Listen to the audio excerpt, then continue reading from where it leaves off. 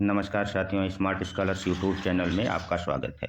आज हम लोग इटली के चाणक्य कहे जाने वाले तथा आधुनिक राजनीति विज्ञान के जनक तथा राजनीतिक कूटनीति के मर्मज्ञ व्यक्ति मैकियावेली का राज एवं शासन के संदर्भ में क्या विचार है उसको जानने वाले हैं तथा राज एवं शासन के संदर्भ में जो उसकी धारणा है वह किस पर आधारित है इसको भी जानेंगे तथा यहाँ यह भी जानेंगे कि राज्य और शासन के संदर्भ में मैकियावेली शासक को कौन कौन से सुझाव देता है, उसकी यथास्थान हम उसकी चर्चा करने वाले हैं।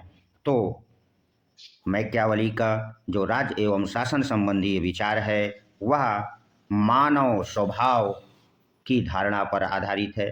यहाँ से प्रश्न बन सकता है कि आपसे पूछ ले कि मैकियावेली के राज्य एवं शासन संबंधी जो विचार है किस धारणा पर आधारित है, तो तत्कालीन इटली के मानव स्वभाव पर आधारित है।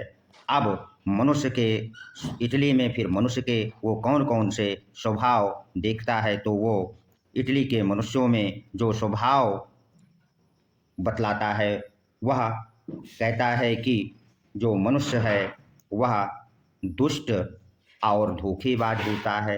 क्या कहता है? वह मनुष्य को दुष्ट और धोखेबाज कहता है। और आगे राजा को वह सलाह देता है। क्या सलाह देता है?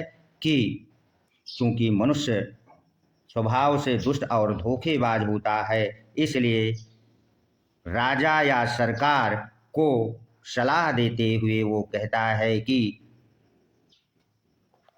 राजा या सरकार निरंकुश एवं शक्तिशाली होनी चाहिए। क्या बातें बतला देता है कि राजा या सरकार क्या होनी चाहिए? निरंकुश हो और शक्तिशाली हो। और इसके आगे वह मानवीय जीवन अर्थात मानव के स्वभाव के गुणों अर्थात जो गुण वह मानवीय स्वभाव में बतलाता है उसको ध्यान में रखते हुए क्या कहता है, हम इसको जानेंगे। ऐसे विद्यार्थी जो इस टॉपिक से आज ही जुड़े हैं उनको मेरी परामर्श है कि मानव स्वभाव से संबंधित वीडियो हमने पहले बना दिया है, उसे जाके देख लें ताकि यहाँ पर आपको समझने में आसानी हो। चलिए अब हम लोग मानव स्वभाव में किन गुणों की प्रधानता को दृष्टिगत रखते हुए वह राजा को सलाह देता है। तो पहला जो प्रधान गुण वह मनुष्य में देखता है वह भय की प्रधानता। किसको देखता है? भय की प्रधानता को दृष्टिगत रखते हुए वह नरेश, किसको? नरेश या राजा को सुझाव देता है। क्या सुझाव देता है? कि राजा को प्रजा वत्सल ही नहीं होना चाहिए, बल्कि ऐसा होना चाहिए कि लोग उससे डरते रहें। और इसी सुझाव को ध्यान में रखते हुए मनुष्य की दुर्बलता को दृष्टिगत रखते हुए जो उसकी दुर्बलता है अर्थात भय नामक जो दुर्बलता है उसे दृष्टिगत रखते हुए वो आगे कहता है कि एक राजा प्रतिष्ठा तभी प्राप्त कर सकता है या अच्छे शासक की प्रतिष्ठा तभी उसकी स्थापित हो सकती है जब वह छल कपट के द्वारा मनुष्य के दुष्ट और धोखेबाज जो होता है को जान सके।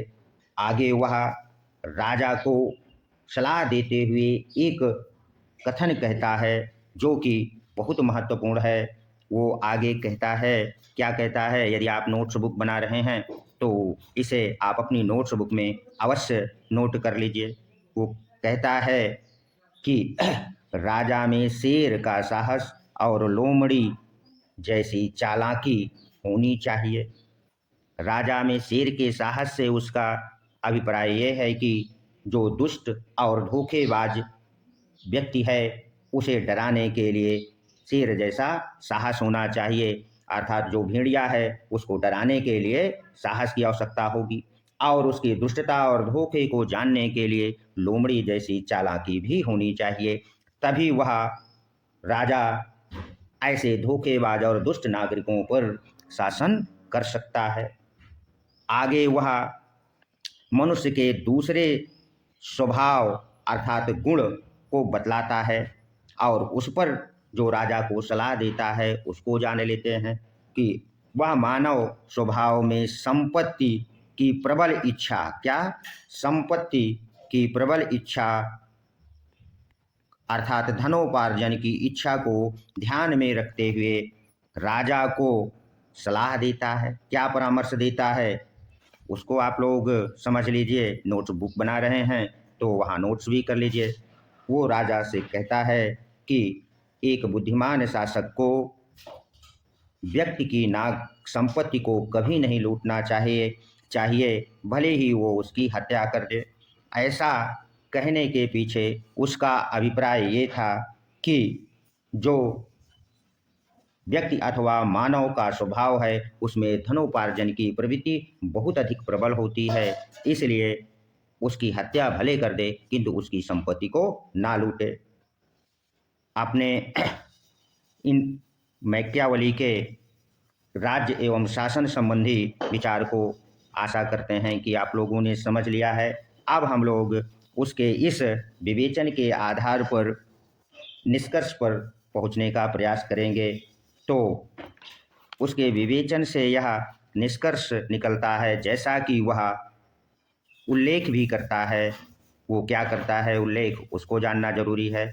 वो आगे कहता है कि जिस राज्य में नागरिक सद्गुणी और सामाजिक गुणों से युक्त हों, वहाँ पर जो शासन व्यवस्था हो वह गणतंत्र ही ठीक है। क्या किसको कहता है?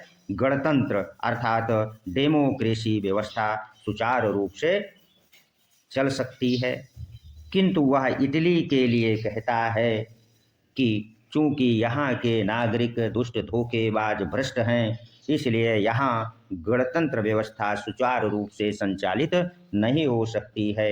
इसलिए वह इटली के लिए निरंकुश राजतंत्र को उपयुक्त समझता है। किस प्रकार के शासन व्यवस्था को वह उपयुक्त समझता है? तो वह निरंकुश राजतंत्र की व्यवस्था को इटली के लिए उपयुक्त समझता है। आपसे परीक्षा में यहाँ से एक प्रश्न पूछ सकता है, वो ये कि मैकियावली इटली में किस प्रकार की शासन व्यवस्था को स्थापित करना चाहता था, गणतंत्र, राजतंत्र? तो संभवतः आपने समझ लिया होगा। यदि वीडियो अच्छा लगा हो तो इसे सब्सक्राइब कर दें, अधिक से अधिक छात्रों को शेयर कर दें ताकि वह टीजीटी पीजीटी परीक्षा में यदि यहाँ से कोई प्रश्न बने तो गलत ना हो पाए। यही हमारा उद्देश्य भी है। धन्यवाद, मिलते हैं अगले वीडियो में।